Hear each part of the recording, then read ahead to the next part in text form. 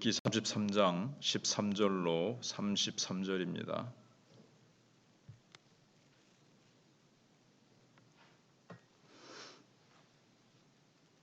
하나님께서 사람의 말에 대답하지 않으신다 하여 어찌 하나님과 논쟁하겠느냐.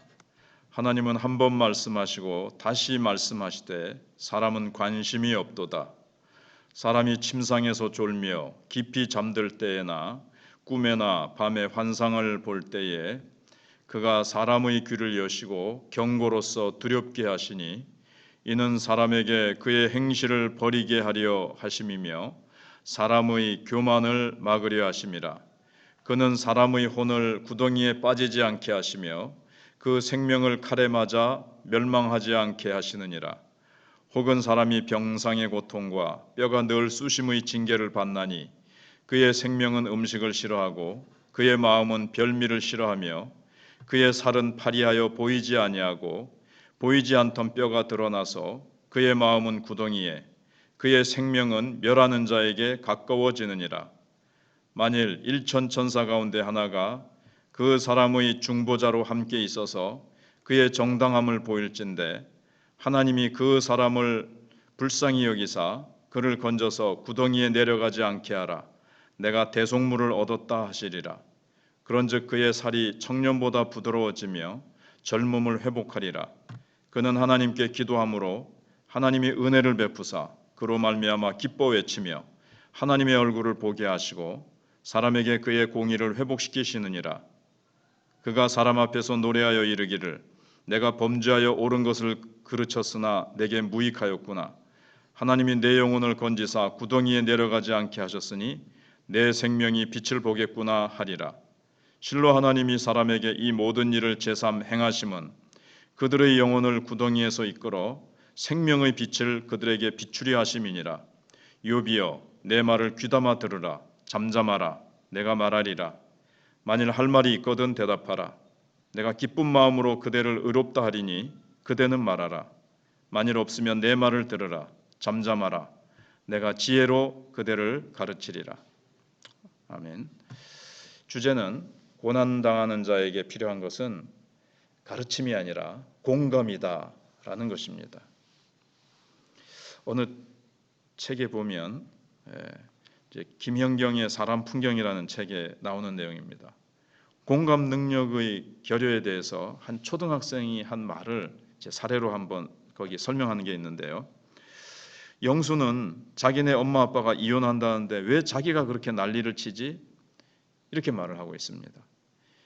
이 초등학교는 학생은 친구의 엄마 아빠가 이혼을 한다 그러니까 그 자녀는 막 불안하고 고통스러울 수밖에 없는 거죠. 근데 엄마 아빠가 이혼하는데 왜 자녀인 영수가 왜 난리를 치냐? 당연히 아들이니까 불안하고 힘들고 어려워서 막 난리가 난 거죠. 그런데 초등학생이니까 공감을 못 하는 거예요. 엄마 아빠 일인데 지가 뭐 불안해할 필요가 있어. 너무 이제 그야말로 초딩이죠.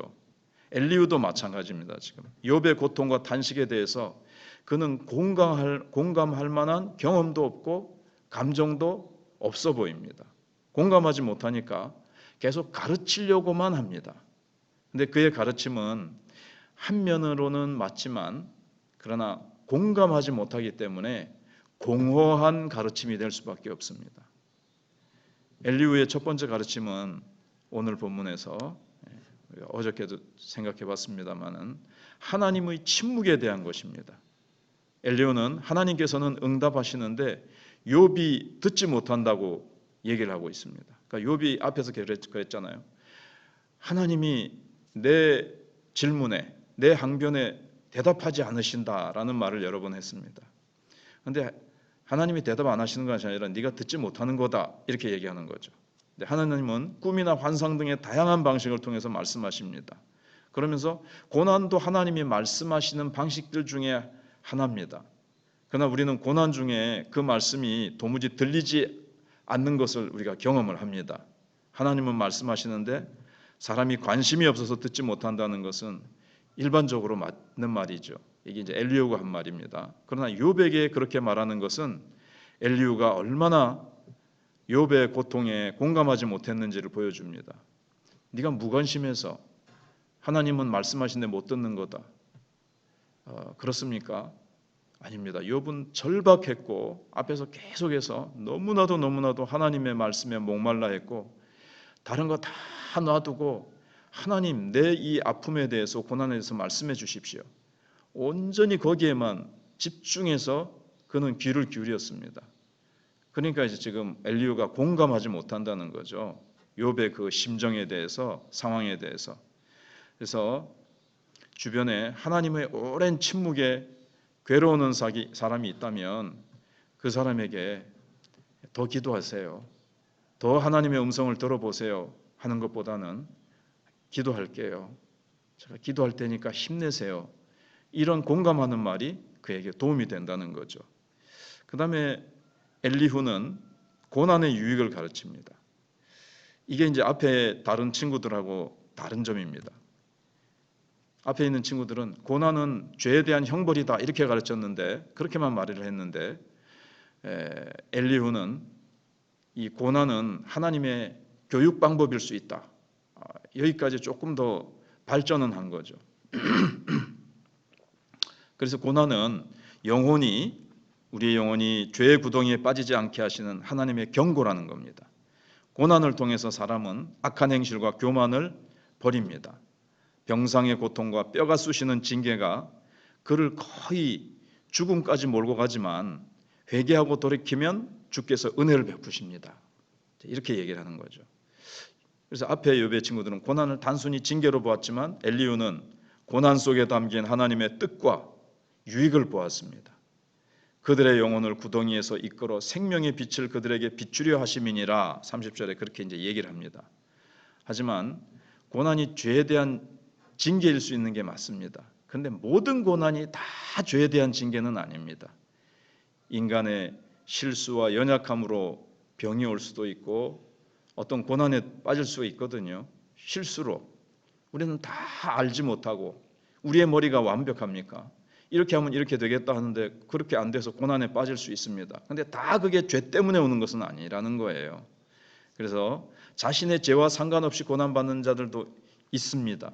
고통 속에 하나님의 뜻이 있는 것은 사실이지만 고통 자체가 하나님의 뜻은 아니에요. 그 속에 하나님의 뜻이 담길 수는 있어도 고통 자체가 하나님의 뜻은 아니라는 거죠. 그래서 고통 중에 있는 이에게 고난의 유익과 하나님의 뜻을 가르치려고 하지 말라는 겁니다. 여기에 뜻이 있어. 이것의 유익은 이거야. 이렇게 하면서 그렇게 하지 말고 그거는 하나님께서 성령으로 깨닫게 하실 거예요. 그거는 지금 이 속에 하나님의 그 뜻과 하나님의 어떤 교훈 그런 것들이 담길 수도 있지만 그렇지 않을 수도 있기 때문에 그에게 내가 자꾸 정답을 가르쳐 주려고 하지 말고 위로해 줘야 됩니다. 얼마나 힘드냐, 참 고통스럽겠다, 이렇게 하겠다. 하나님에 대해서 혹시 원망하는 마음이 들지 모르지만 뭐 그런 말보다도 그냥 위로하고 같이 있어주고 힘을 내라 그러고 응원한다 이러고 자꾸 이렇게 격려해주고 그런 것이 필요하다는 거죠. 얼마나 마음이 아프나 공감해 줄 때 이게 막 마음에 힘을 얻고 용기를 얻고 격려해 줄 때 힘을 얻는다는 거죠. 힘을 얻으면 그가 이제 하나님 앞에 나가서 기도할 겁니다. 그래서 엘리후는 욥에게 사람이 고난받는 이유와 고난 중에서 건지시는 하나님의 계획을 단계별로 지금 가르쳐 줍니다. 이 중에 이제 주목할 점은 있어요. 중보자와 대속물에 대한 얘기가 나옵니다. 지금 예수님에 대해서 완벽하게 얘기는 못하지만 희미하게나마 지금 그러니까 엘리후가 얘기한 것 중에 이제 어떤 공로라 그럴까요? 어떤 의인은 있어요. 그가 하나님께서 천사들을 중에 중보자를 보내시고 대속물을 통해서 그를 구덩이에서 건지신다고 이제 얘기를 합니다. 완벽한 말은 아니지만 뭔가 희미하게나마 엘리후의 말 속에서 중보자와 대속물이 필요하다는 그 말이 나왔다는 게 이제 예수 그리스도를 우리로 하여금 이제 떠올리게 하죠.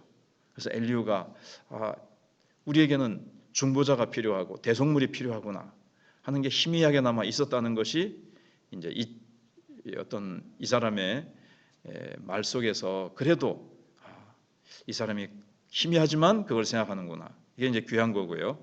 하나님께서 천사들을 보낸다고 이 사람이 말했지만, 근데 우리가 알고 있듯이 그분은 자신의 독생자를 보내셨습니다. 이게 이제 우리 인간을 하나님이 얼마나 귀히 여기시고 사랑하시는지를 알 수 있는 겁니다. 그런데 욥기의 결론 부분을 보면 하나님께서 예수님을 보내시기 전에 욥을 그 친구들을 위한 중보자로 삼으십니다.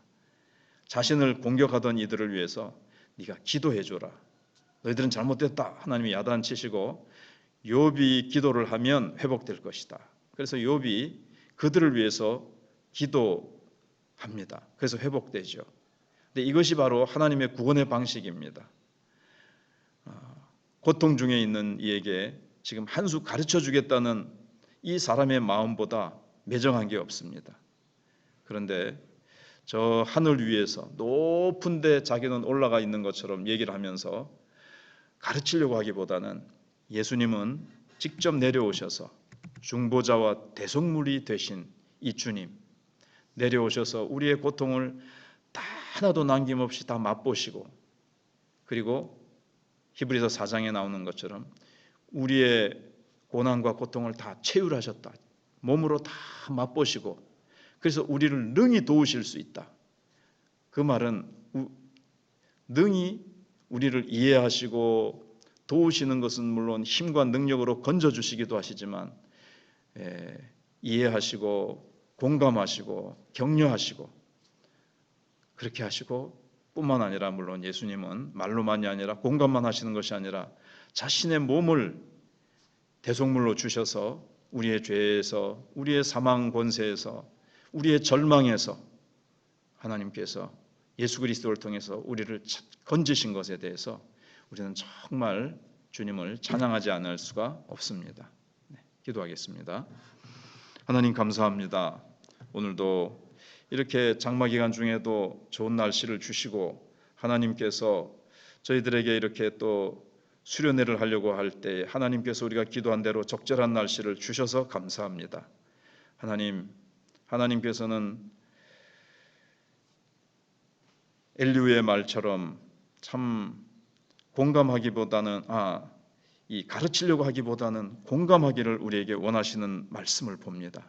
하나님, 우리는 가르치려고 하고 정답을 주려고 하고 내가 뭔가를 그보다는 더 높은 위치에서 그를 내려다보면서 참 그 고난 중에서 이렇게 하라고 가르치고 이렇게 하면 거기서 나올 것이라고 얘기하는데 그 이전에 우리가 그의 마음을 공감하고 위로하고 싸매어주고 격려하며 기도해 주겠다고 함께 하나님을 바라보자고 이야기할 수 있는 우리가 공감의 능력을 더 키우고 우리의 가슴을 더 넓혀서 더 아파하는 자들을 더 보듬어 줄 수 있는 넓은 가슴을 갖게 하시고 예수 그리스도의 마음을 가지고 하나님 보좌를 버리시고 우리와 같은 죄인의 자리에 내려오셔서 모든 것을 다 맛보시고 우리를 이해하시고 뿐만 아니라 자신의 몸을 들여서 대속물이 되신 것처럼 또 하나님은 그렇게 공격받던 친구들을 위해서 중보기도 하게 하십니다.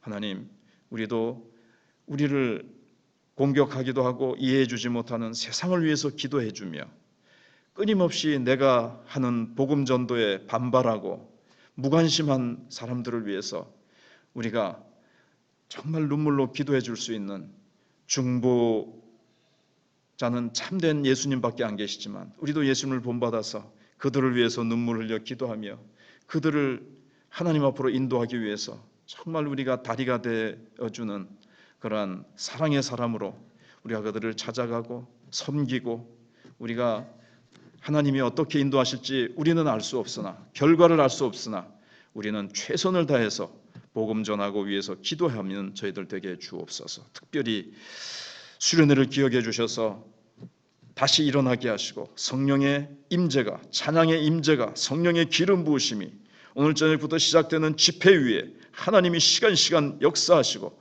강사 목사님의 말씀 한마디 한마디가 우리 학생들 마음속에 정말 찔러 쪼개며 그들에게 귀한 마음의 신비로 세워지게 하여 주시기를 원합니다.